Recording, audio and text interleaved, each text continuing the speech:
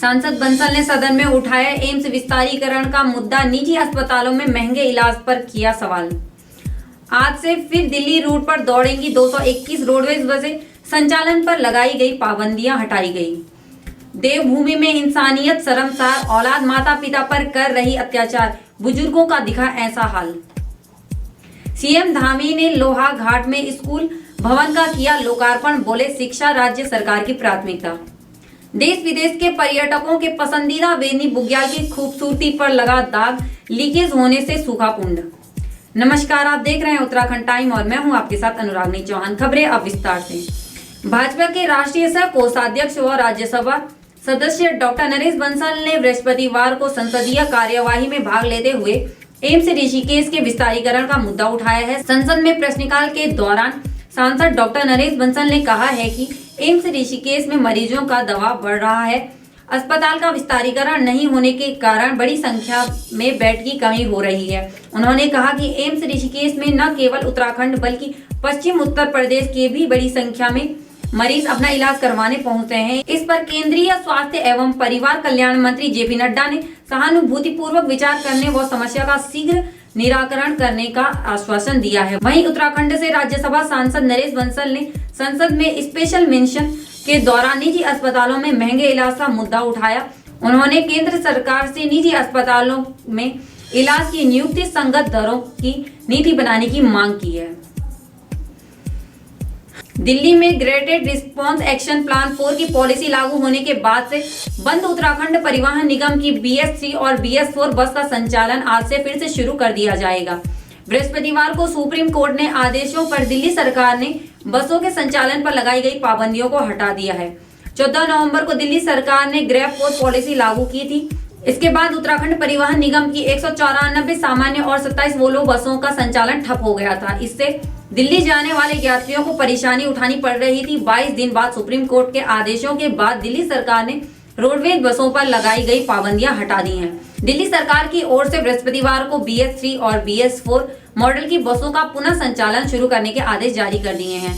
इससे आज से परिवहन निगम की BS3 और BS4 मॉडल की करीब 221 बसों का संचालन दिल्ली रूट पर शुरू कर दिया जाएगा।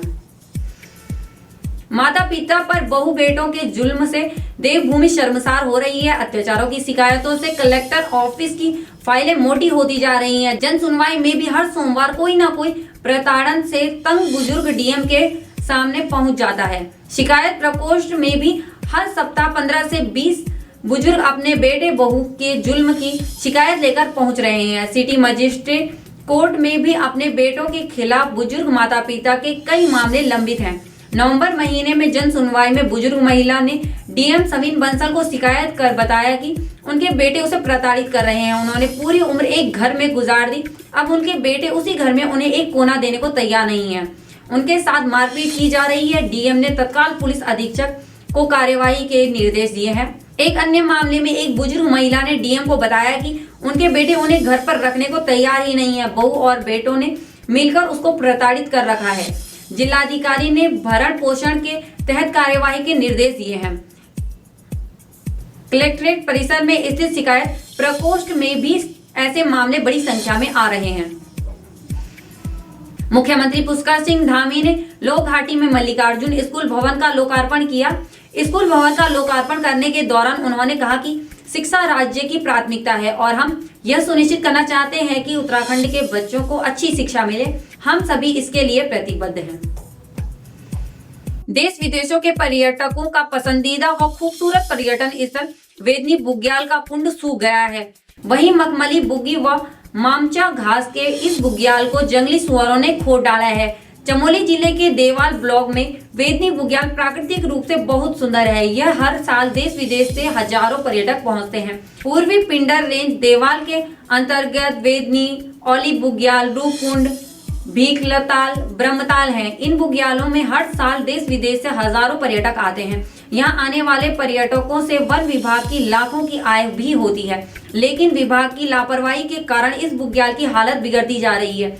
वेदनी बुग्याल के बीच में स्थित वेदनी कुंड इस बुग्याल का मुख्य आकर्षण केंद्र है।